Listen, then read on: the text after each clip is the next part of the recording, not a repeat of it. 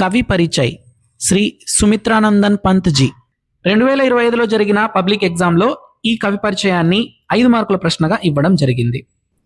నేను చెప్పే ఈ పాయింట్స్ని రాసుకోండి, 5 మార్కులు మీ సొంతం. बरसते बादल कविता के कवि श्री सुमित्रानंदन पंत जी हैं. ये प्रकृति के बेजोड़ कवि और ఛాయావాద के स्तंभ माने जाते हैं.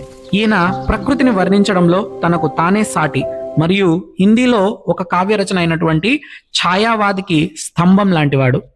इनका जन्म 20 मई सन 1900 में अल्मोड़ा जिले के कौसानी गांव में हुआ. ఈయన 20 మే 1900లో అల్మోడా జిల్లాలో కౌసాని అనేటువంటి గ్రామంలో జన్మించారు. पंत जी को साहित्य लेखन के लिए साहित्य अकादमी, सोवियत रूस और चिदंबरा काव्य के लिए ज्ञानपीठ पुरस्कार दिया गया.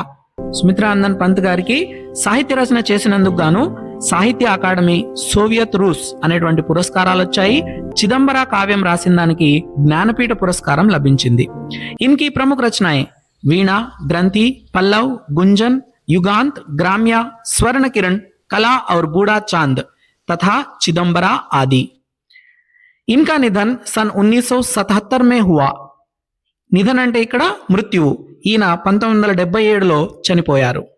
बरसते बादल कविता में इन्होंने वर्षा ऋतु के समय प्रकृति की सुंदरता के बारे में वर्णन किया है.